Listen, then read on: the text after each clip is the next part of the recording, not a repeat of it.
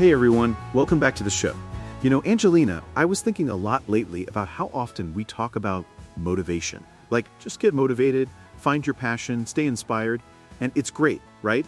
It gives you that initial spark. Absolutely, John. That feeling when you're super pumped about a new project, or you've decided to finally hit the gym consistently, it's like a rush. You feel invincible, like you can conquer anything. Exactly. But then, for most of us, myself included, that feeling, it fades. Maybe not today, maybe not tomorrow, but eventually. Life happens.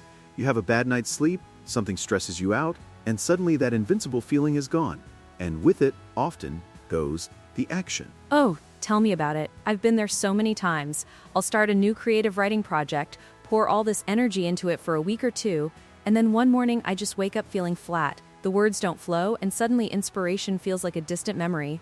And that's when it all usually unravels. It's a universal experience, I think, and it leads us to the core of what we want to talk about today, the true power of routine. Because while motivation is this beautiful, but ultimately unreliable guest, routine is the quiet, steadfast structure that actually builds things. Yes, it's the unsung hero, really. I mean, think about it. If you're only working out when you feel like it, or writing when inspiration strikes, how much consistent progress are you actually making? Not much, usually. That's why people often get stuck in this cycle of starting and stopping. Right. Success isn't built on motivation alone. It's built on that quiet, often boring structure that turns discipline into habit.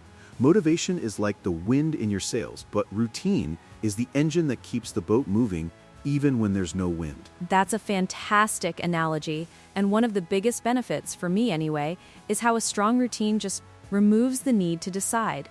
It's a game changer. I used to wake up and immediately feel this mental drain, thinking, okay, what should I tackle first today? Should I work on that client project or maybe do some marketing? What about that personal goal? Oh, decision fatigue is real.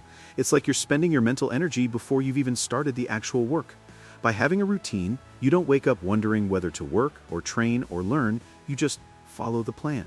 The plan is already set. Exactly. My mornings used to be chaos. Now, it's pretty much set. Wake up, meditate, quick workout, then straight to writing for an hour before checking emails. There's no internal debate, no back and forth. It's just what I do. And honestly, it conserves so much mental energy for the actual tasks that need my brain power later in the day. It's brilliant, really, because that mental energy is a finite resource. Every decision, big or small, chips away at it. If you can automate the what to do next part of your day, you're essentially freeing up your brain to do the creative, problem-solving, high-impact work. And that leads us to another point that some people might find a bit counterintuitive. The idea that routine can feel boring, right? Like, oh, I don't want to do the same thing every day. That sounds stifling. Yeah, I hear that a lot. Boring is probably the most common complaint against routine. But here's the kicker. Boredom is often where mastery is formed. Think about any skill, whether it's playing an instrument, learning a new language, or coding. It's not the flashy, exciting parts that make you good. It's the thousands of hours of repetitive, often unglamorous practice. Definitely. When I was really trying to improve my guitar playing, I spent so much time just practicing scales and chords, over and over again. It wasn't fun in the traditional sense, but I could feel my fingers getting stronger, my transitions smoother. That repetition, that boring part, was absolutely essential. Exactly. Behind every incredibly successful person, you'll often find a simple routine followed consistently. It's not about grand, heroic gestures every day. It's about early mornings, focused work blocks, daily practice, small actions repeated without excuses. It's the compound interest of effort. The consistency really is key, and that brings us to the feeling of restriction versus freedom. At first, routine can totally feel restrictive, like you're putting yourself in a box. You might miss the spontaneity or feel like you're forcing yourself. That's a really valid point. It's like you're trading short-term, immediate gratification for long-term benefit. And that's not always easy. But what happens over time, that initial feeling of restriction morphs into something truly powerful: freedom. It's true. You waste less energy, you avoid distractions naturally because your day has a clear flow, you gain control over your time and your energy. It's a paradox, really. By setting up boundaries, you actually open up more possibilities. Think about it. When your foundational activities are taken care of by your routine, you're not constantly battling yourself. You're not scrambling to meet deadlines or feeling overwhelmed by a never-ending to-do list because you've already chipped away at it. That creates a sense of calm and capacity for everything else. Absolutely. It's like building a solid foundation for your house. Once the foundation is strong and steady, you can build whatever kind of beautiful, complex structure you want on top of it. Without that foundation, everything feels shaky. And with that strong foundation, progress becomes predictable. You know that if you follow your routine, you will make progress, because your actions are consistent.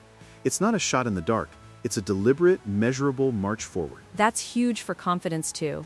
When you see those small, consistent actions accumulating over time, it builds self-trust. You prove to yourself day in and day out that you can show up, and that makes you believe you can tackle even bigger challenges. It's the opposite of being at the mercy of your moods.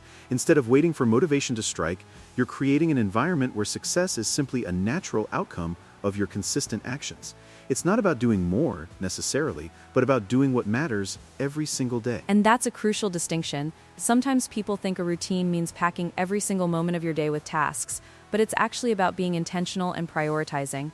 My writing routine isn't about writing for 8 hours straight. It's about making sure I get that focused, dedicated hour in, because that's what truly matters to my long-term goal. Exactly. A well-designed routine helps you identify and execute on those critical 20% of tasks that yield 80% of your results. It's about leveraging your effort effectively, not just maximizing it. So, what happens when challenges come? Because they always do. Life isn't a straight line. There are unexpected illnesses, family emergencies, sudden workload spikes at work, global pandemics, you name it. That's where the real magic of routine shines. When motivation disappears, when you're overwhelmed, or when things just feel completely out of control, routine is the thing that carries you through. It's your anchor. It's the minimum viable action you can take to keep moving forward. I can totally relate. There have been times when I was just utterly exhausted, stressed, or sick, and the thought of doing anything productive felt impossible. But because I had my morning writing routine ingrained, even if I only managed 15 minutes instead of an hour, I still showed up.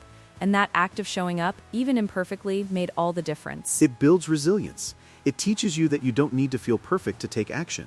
You just need to follow the plan. And sometimes, those small, almost robotic actions on your worst days are the most important ones. They prevent you from completely falling off the wagon. It's like an automatic keep-going mechanism, and those 15 minutes you squeezed in on your worst day might not feel like much, but over time, they add up. More importantly, they maintain the habit, so it's easier to ramp back up when you're feeling better. Exactly, because habits are easier to maintain than to restart. So if you're looking for long-term success, if you're tired of the motivation roller coaster, then the message is clear. Stop relying solely on motivation. Build a routine instead. Yeah. And start small, right? Don't try to overhaul your entire life overnight. Pick one thing. Maybe it's waking up 15 minutes earlier, or reading for 10 minutes before bed, or dedicating 30 minutes to a specific work task every morning. Absolutely, make it so easy you can't say no. Then, once that small habit feels natural, you can layer on another. It's about consistency over intensity, especially in the beginning. The goal is to make it automatic. And be patient with yourself. There will be days you miss your routine. Don't beat yourself up. Just get back on track the next day. The power isn't in perfection, it's in persistence. That's a fantastic point, Angelina. Follow it on good days and bad days alike. Because when discipline becomes routine, success doesn't just become possible, it becomes inevitable. It's a game changer for anything you want to achieve. So true. It really shifts your perspective from, I hope I feel like doing this, to, this is just what I do. And that subtle shift is where all the magic happens. Thanks for this great conversation, John. Always a pleasure, Angelina, and thank you all for tuning in. We hope this inspires you to look at your routines a little differently and start building those quiet structures for your own success. We'll catch you next time.